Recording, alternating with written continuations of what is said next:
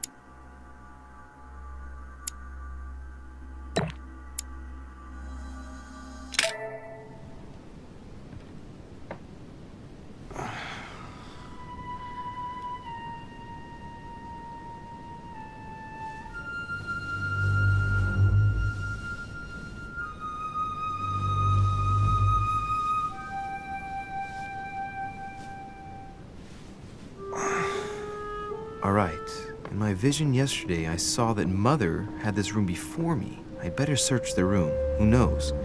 Maybe she left me something behind.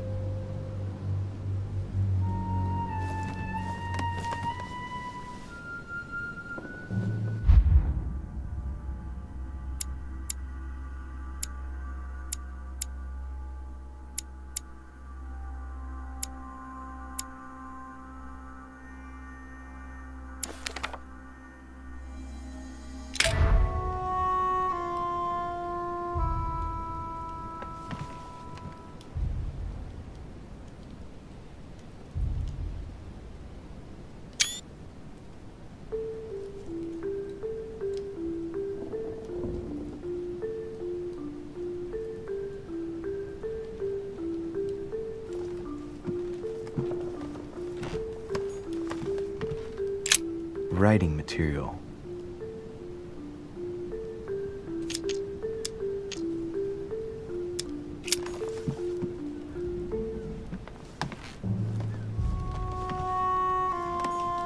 Last Judgment. Why do I always get the most terrifying room? I haven't even had time to unpack my cases.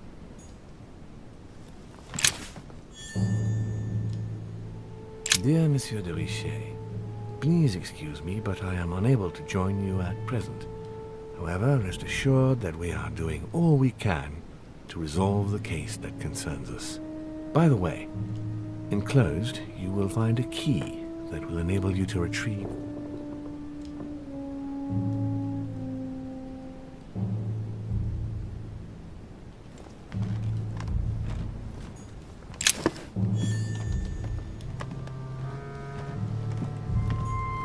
Nothing.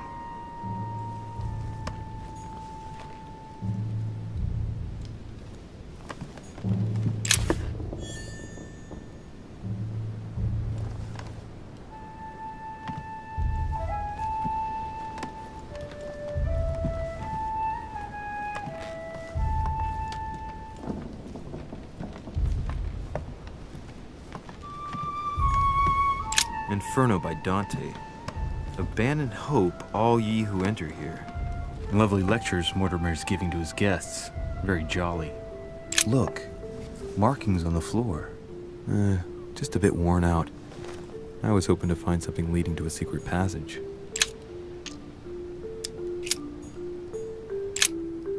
Oh, this bookcase is well stocked. Oh, this book has been put back the wrong way round.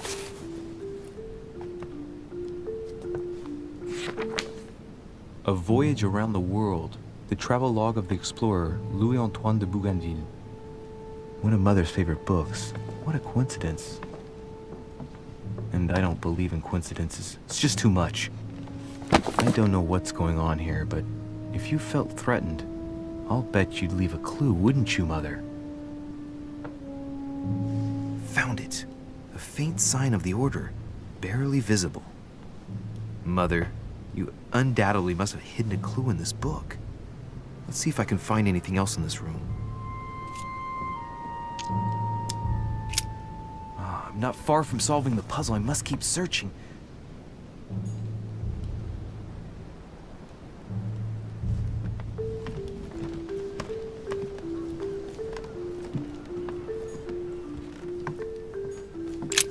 Nothing here. I wouldn't mind a nice, strong coffee, though. There's a circle around the lock here. Must be the trunk Mortimer was talking about.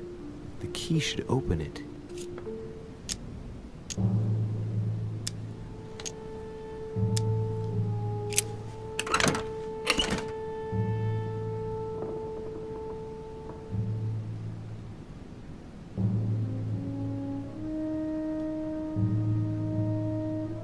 There's a note. Effects of Sœur de Richet, to be given to her son, Louis. I should probably take it.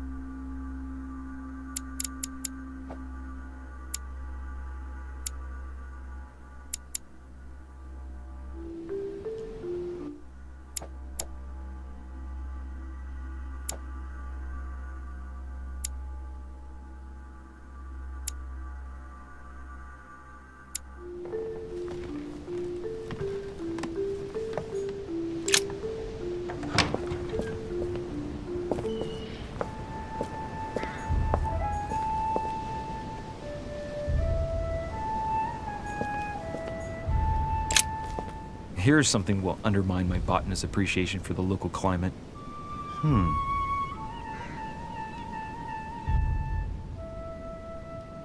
Let's recap. My mother was in this room. I found a rare edition of her favorite book. She must have left something behind. She must have used the writing materials. What if she used lemon juice instead? An old trick used to hide messages. A message using invisible ink. I bet she used the lemon to leave a message. Now, how do I reveal the message?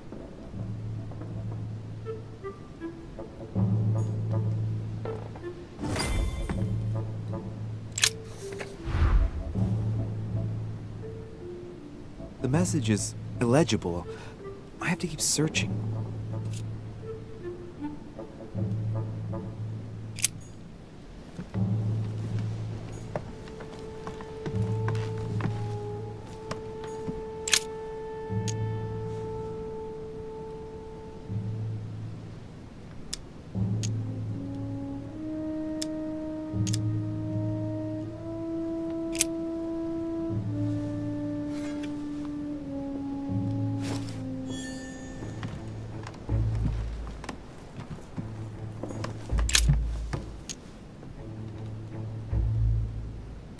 I don't see how it's technically possible for one type of ink to reveal another. It doesn't make sense.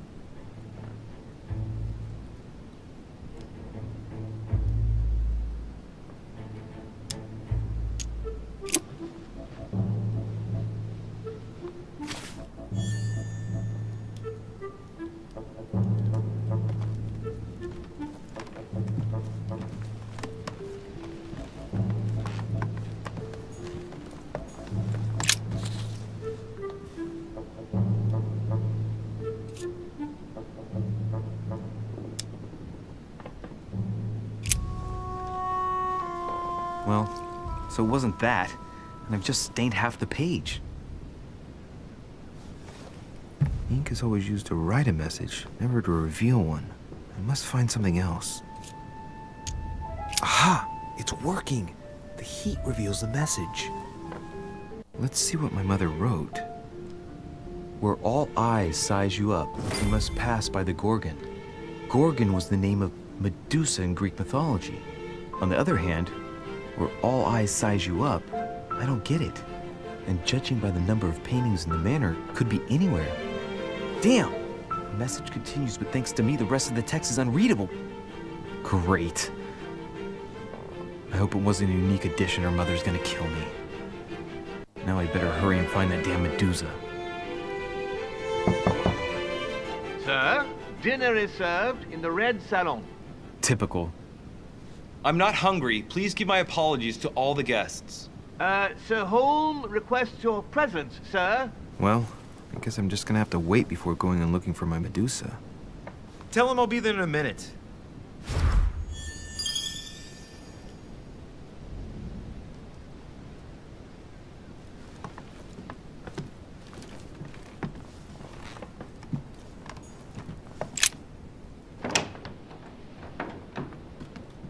If I get a chance, I may have to take a little tour through the rooms of the other guests.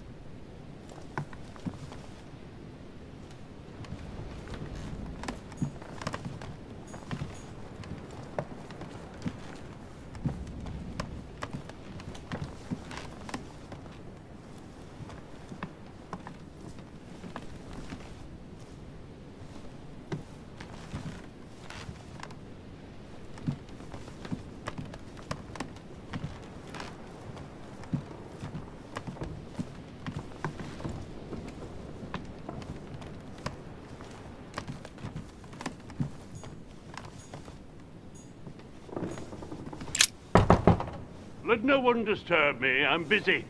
Too bad. I'll see him later.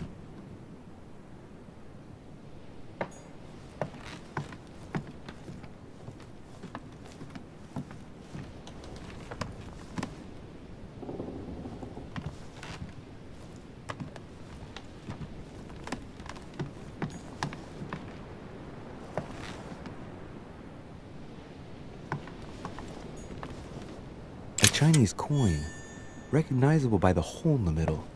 If I remember rightly, that's called a cash.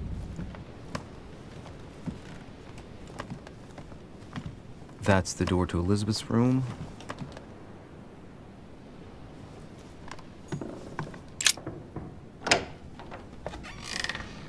For God's sakes, what happened in here?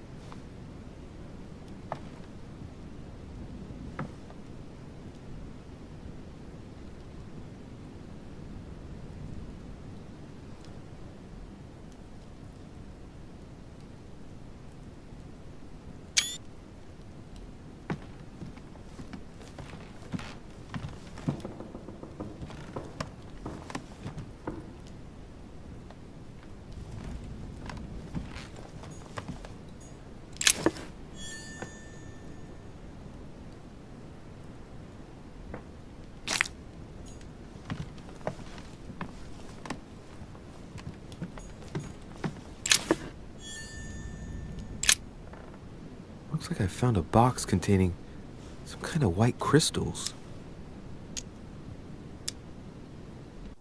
These are magnesium crystals, a fairly effective remedy for easing anxiety.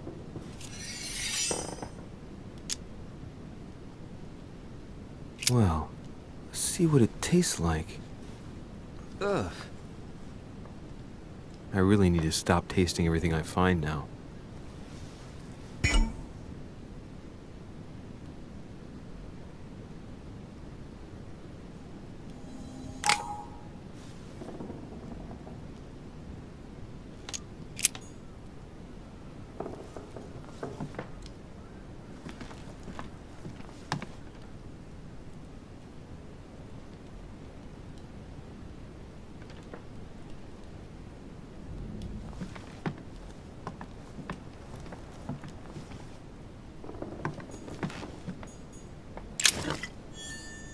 Hey, a Russian ruble. I wonder what it'd be worth today. A novel of the initiation of a young woman into polite society. June 11th, 1791. My dear Elizabeth, your last letter gave me much cause for concern. Your words were so cold, as if emotions no longer matter to you. Father maintains that the secondary effects of your treatment still trouble you, but that they will soon subside. Should I believe him? I cling to the belief that we shall soon see each other again, at long last.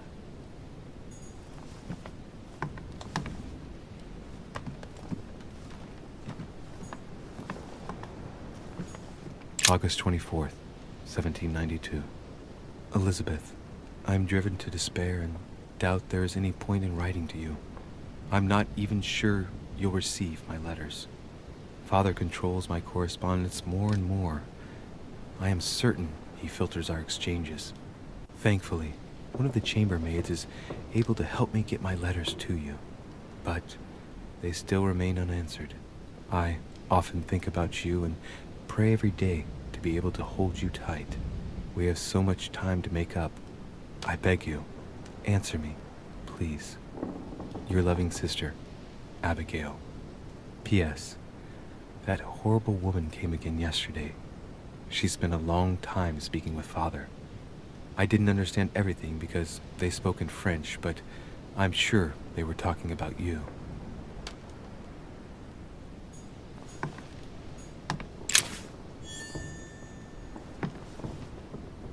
November 1791. My dear sister, the cancellation of our reunion hit me like a stab to the heart. Father told me it was for your well-being, but I can't help but blame him. He claims that your condition has worsened and that it could be dangerous for both of us if we met. If only I knew where you were.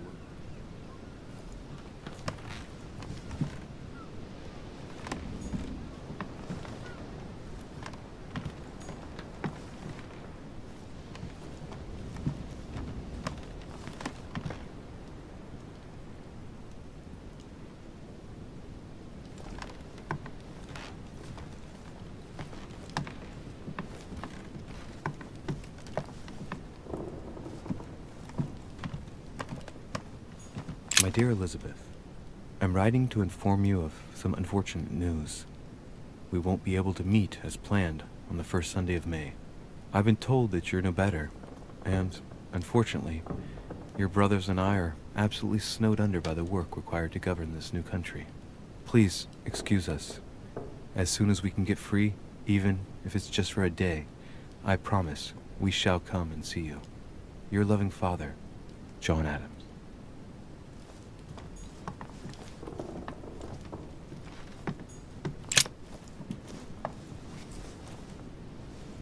A chest with a half-circle pattern.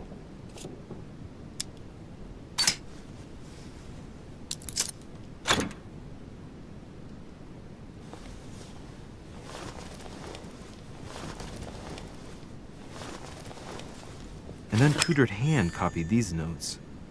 Looks like a healing method. Well, that's a pity. The writing is barely legible. Feet and hands are bound. A piece of cloth in the mouth prevents the tongue from being sectioned. It looks like preparation for an exorcism. Is Elizabeth really possessed?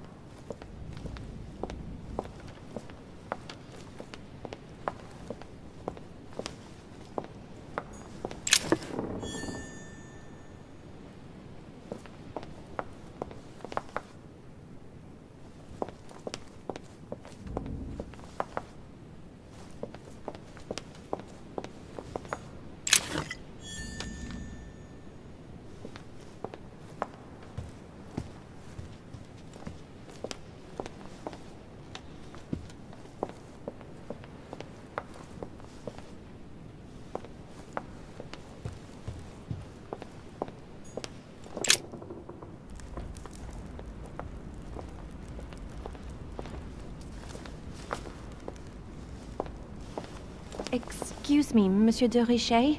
I really need to talk to you. Hello. You're Elizabeth Adams, aren't you? Yes, I regret that we haven't been properly introduced.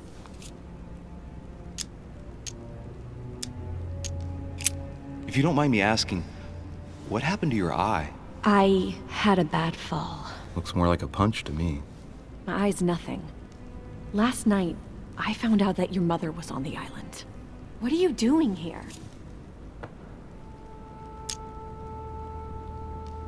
Excuse me, but speaking frankly, why would you care?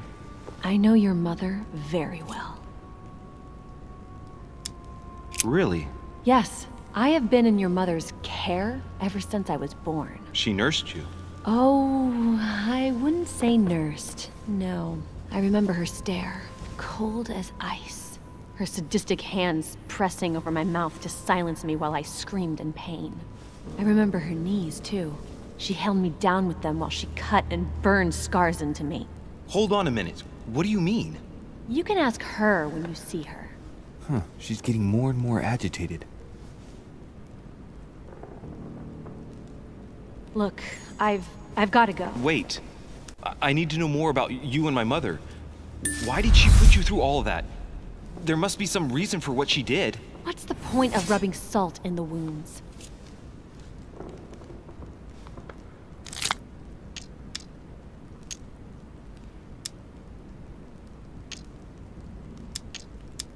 I want to find out what really happened. No, you really don't want to know what your mother did when I shed my first blood at puberty. On the contrary, you can tell me anything. Let me be my own judge.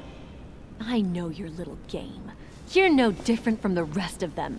You couldn't give a damn about me. The only thing you're interested in is finding out about your mother. Don't say that. Not everyone wants to use you. Some people care about you, don't they?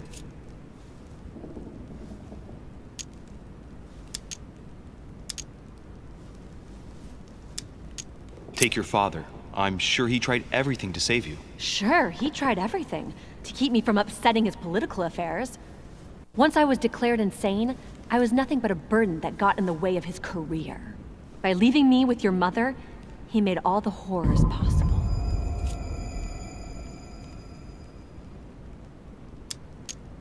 Haven't you got a sister? Yes, I'm sure she loves you with all her heart. she's the only one who cares about me. I would have put an end to it all by now if it weren't for her. Since you insist, I'll tell you how I met your mother. Thanks for trusting me. You see, before I was born, my mother often suffered from hallucinations and fits of anger. Soon people could barely recognize her. She became a completely different person. So my father spent an enormous amount of money paying for the best doctors, but none of them were able to cure her. The last resort was to call a priest. So, is that what your father did? No. He went to an expert in the occult. Ah, my mother. Her reputation already extended beyond our borders. My mother's fits stopped at my birth, and Sarah de Richet concluded that the evil had passed into me. Not only did it encourage her to stay, but she took the opportunity to advise my father to separate me from the rest of my family. That's how I was declared stillborn. My fate was decided that very day. It would coincide with my mother's frequent trips to America. I had my first fit when I was 3. That's when your mother began her experiments to rid me of the evil inside. I understand how you feel, but I know my mother. I'm sure she had her reasons, even if it seems difficult to believe. Everything she put me through was all for nothing. My whole life was ruined for nothing. So what brings you here then? My father used to know Sir Holm. He offered to introduce me to the world's leading authority in the occult. Lord Mortimer. He was my last hope. Until I found out he had also invited your mother. It's got to be a coincidence. I don't believe for a second she's coming for you. You can't change my mind about this, Louis. My days are numbered, and I know it.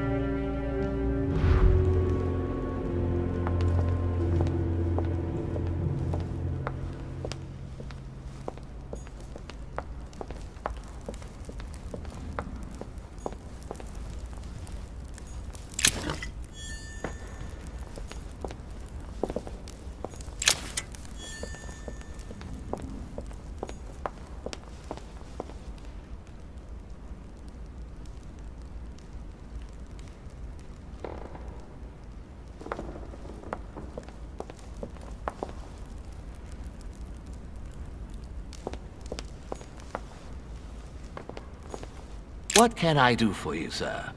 I am at your service day and night, sir. As I was unable to bring my personal effects with me, I was wondering if you could find me a few items. Of course, sir. What would you require?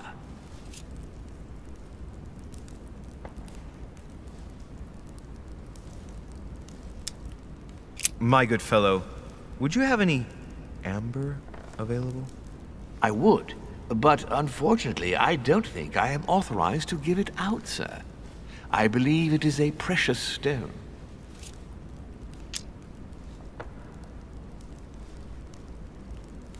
No point in lying, you know. I know full well you haven't got any. I would never think of lying, sir. I don't believe I am authorized to give it away, that is all. Amber? Here? I'd be surprised. Yet I assure you, sir, No, you're pulling my leg. I don't believe you. I wouldn't dare to joke with, sir. Yeah, sure. You're just leading me on. I dare you to show it to me, if you really have some. Well, then, sir, here is a piece. Ah, right. Well, I'm impressed. Can you lend it to me for a minute? Of course, sir. Here. Wow, I can hardly believe it. Well, I have other questions. Of course, sir. But, sir, I believe you haven't given me back the amber, sir. What? What amber? The piece I gave to sir. No, I don't know what you're talking about. You really ought to look after your things. And it can't be easy to come across amber in these parts. Well, does sir desire anything else? What's that book you're hiding in your jacket? The Sorrows of Young Werther by Goethe, sir, and I am not hiding it. Hand it to me, please. It is damaged, sir. I would never dare lend sir a book in such a pitiful state, sir. I took it to restore.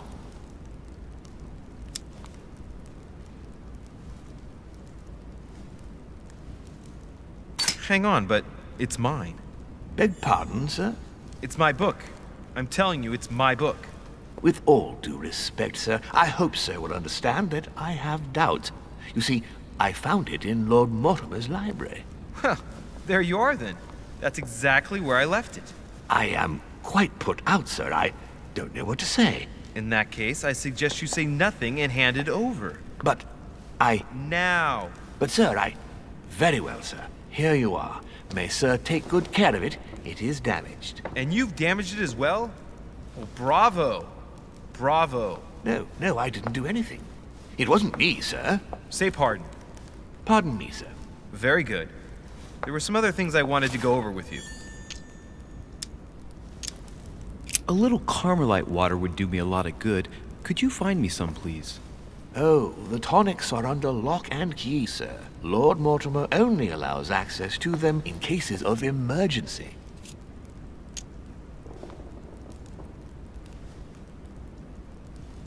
Listen, I suffer from terrible migraines, and the voyage by boat has brought on my rheumatism. So, unless you have anything else to alleviate the pain, please give me some quickly. Thank you. Oh, and the one from Bordeaux, right? I prefer it to the one from Paris. Immediately, sir. Here, I hope sir will get well again quickly. Anything else, sir?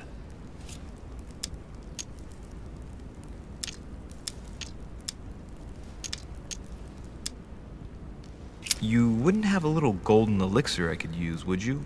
Oh, unfortunately, sir, I have orders not to give any of that medicine to any of Lord Mortimer's guests. Some guests are here to follow a very strict treatment. Mixing or combining certain substances would be dangerous for sir.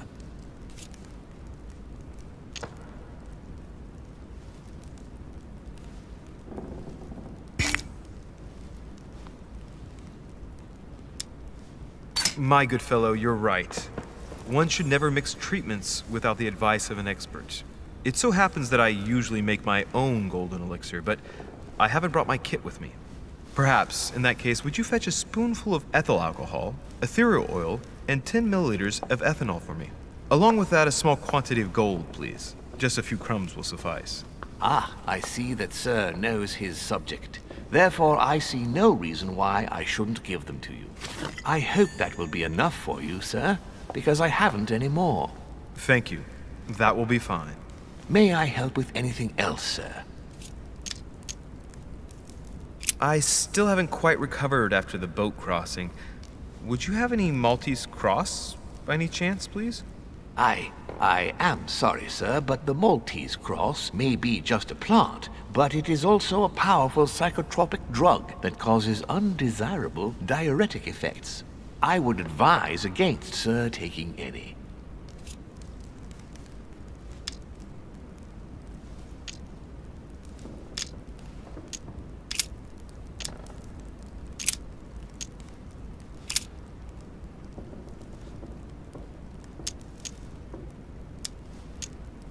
Yes. What can I find on the second floor? That floor is strictly reserved for Lord Mortimer, sir. In the west wing, on the second floor, are his private chambers. In the east wing are the rooms reserved for Lord Mortimer's personal guests. At the moment, these rooms are reserved for Sir Holmes, sir. But only authorized guests may access that area. Does Sir have any more questions?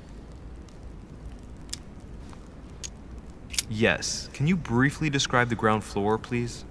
Very well, sir. On the ground floor, there are mainly living rooms. Sir finds himself at present in the Grand Hall.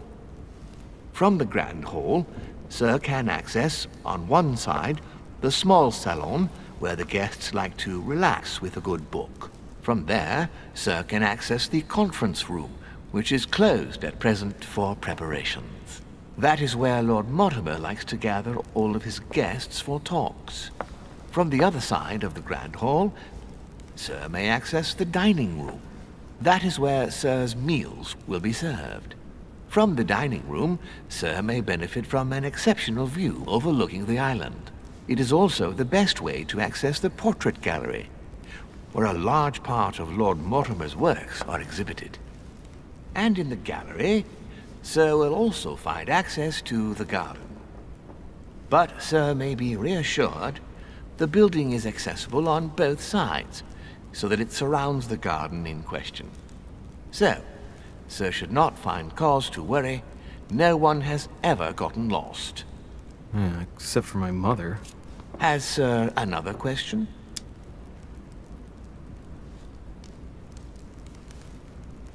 What is outside on the island exactly? Lord Mortimer has made a point of keeping the main part of the island in its natural state, sir. For security reasons, only the wharves and the gardens are accessible to guests.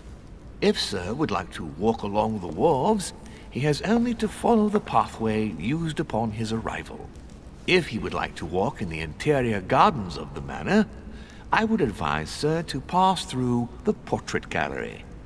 May I help Sir in any other way? What can you tell me about the guests? Do excuse me, sir, but I am bound by discretion to say nothing about Lord Mortimer's guests, sir. Perhaps Sir would like to know something else? I would like to speak about your master, Lord Mortimer. Do please excuse me, sir, but I shall make no comment about my master. Is there anything else that Sir would like to know?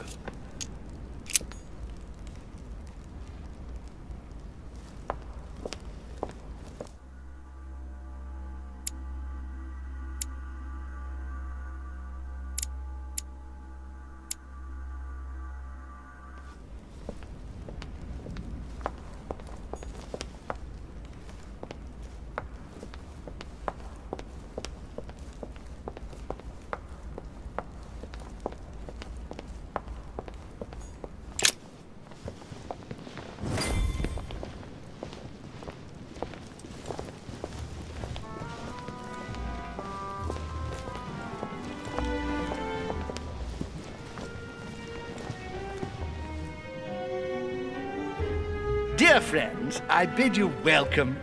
I hope the night was not too short. Your Eminence, Duchess, Monsieur de Richet, allow me to introduce our new guests. They arrived during the night. Johann Christoph von Wollner, Minister of Religious Affairs and close aide of Frederick William II, King of Prussia. Napoleon Bonaparte, Lieutenant of the French Revolutionary Army. And Jacques Peroux, French Revolutionary Tribunal Judge. Unfortunately, my friends, Lord Mortimer will not be joining us this morning, but he should be with us later. So, let us begin. What is Mortimer playing at? He tells me to come urgently and he sends no one to meet me? Thank you again for the wine, Your Eminence. It is served every day at the king's table. I am delighted to hear it. Volner and Piaggi seem to be getting along well. What do you want to know? Surprising when you know Volner prohibited religious practices in Prussia. Renowned member of the Rose Croix Order, former Freemason, and great lover of alchemy. And look at Piaggi fawning over him. I really do have a problem digesting political protocol.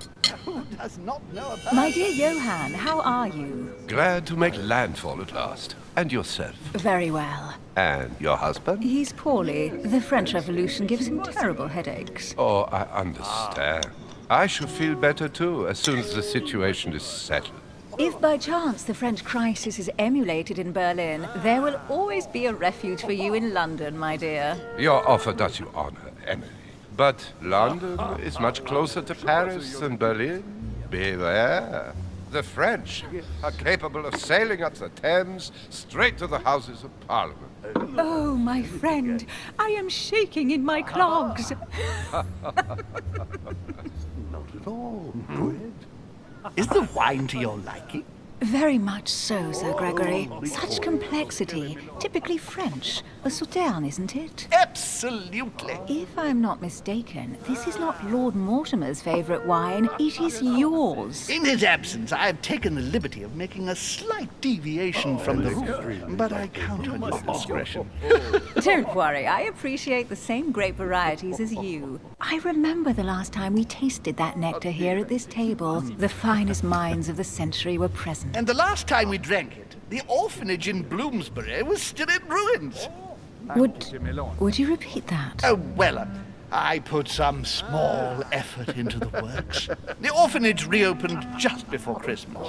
The bedrooms, washrooms, and the classrooms had all been refurbished. I don't know what to say.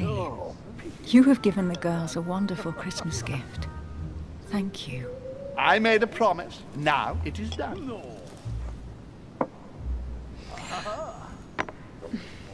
Is everything all right? Yes, thank you. I had a moment of absence, but here I am again.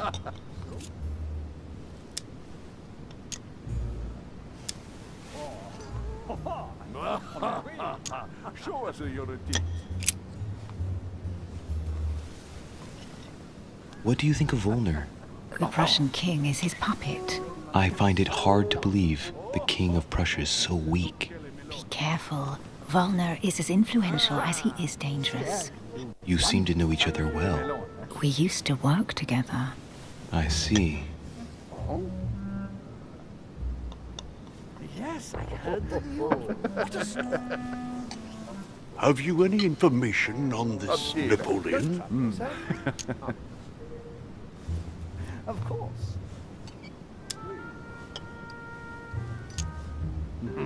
Mortimer is arranged to keep his family out of the harmful reach of Corsican monarchists.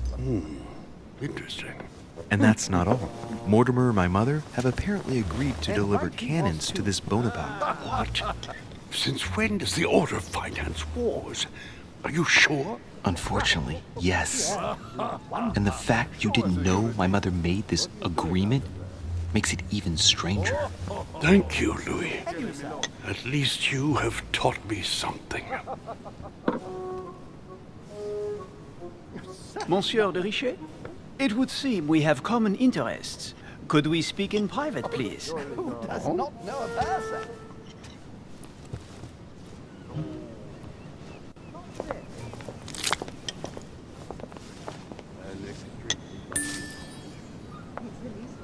Lord Mortimer and the Golden Order, through your mother, have concluded a financial agreement. Stay composed, Louis. I'm listening. An agreement for cannons. Lord Mortimer assured me that you are to take over the project on behalf of your mother. You must know that I am deeply sorry about her disappearance, but I must validate the deal urgently if I want to be able to organize things properly. I haven't seen Lord Mortimer yet. I'm afraid I'll be unable to answer your questions. He assured me that you could replace your mother during her absence. I appreciate his confidence, but still, this is a bit hasty. But please continue.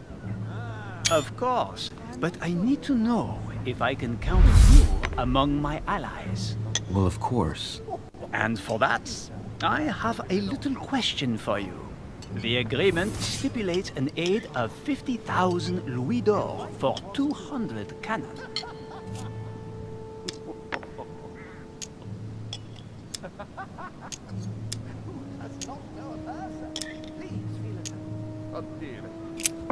Absolutely. 50,000 louis d'or in hard cash.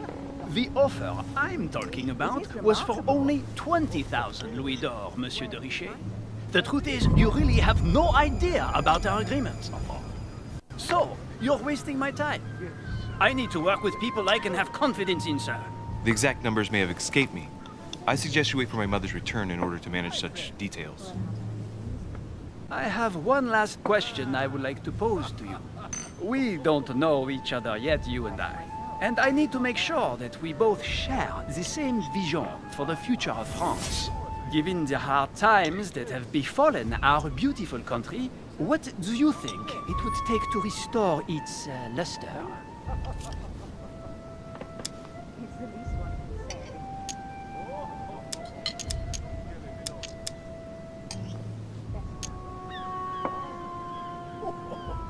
I think what France is lacking today is a truly strong leader ready to govern her.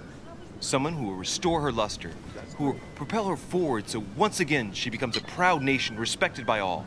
A man capable of both rebuilding the country from the inside and, at the same time, developing exterior relations. Someone with a vision, I think. The right person still remains to be found. You're right, my friend. I hear your words and I agree. Monsieur de Richet, I am reassured. I am very happy to have met you. Lord Mortimer was right to put his trust in you. I hope to work with you in the very near future. I would like to thank you for your support by offering you this humble little gift. Reflections on the Revolution in France. Monsieur Bonaparte, I thank you for this gesture, and please know that I, too, am delighted to have met you. My friends, I would like to say a few words, please. I would like to thank Lord Mortimer and you, Sir Holm, for bringing us all together here. Those of us for whom it is not the first time here, like me, are all trembling in sweet anticipation of the arrival of our host. For the rest, I would like to reassure you that Lord Mortimer always has a few surprising projects to propose. But I can assure you that each and every one of us has always benefited from them. The last time I came to this place, Lord Mortimer offered to help me in my electoral campaign for the presidency of the United States. And it is eminently clear that his support was an invaluable aid to us. We are here among like-minded people. So let us put aside the conflicts in which some of our nations find themselves at present. So I raise my glass in honor of you all, my new and old friends. I trust you shall not be disappointed, Mr. Washington. Right, we shall meet again tomorrow. All the guests will be present, as well as Lord Mortimer, I hope. Until then, I trust you will find plenty to keep you amused.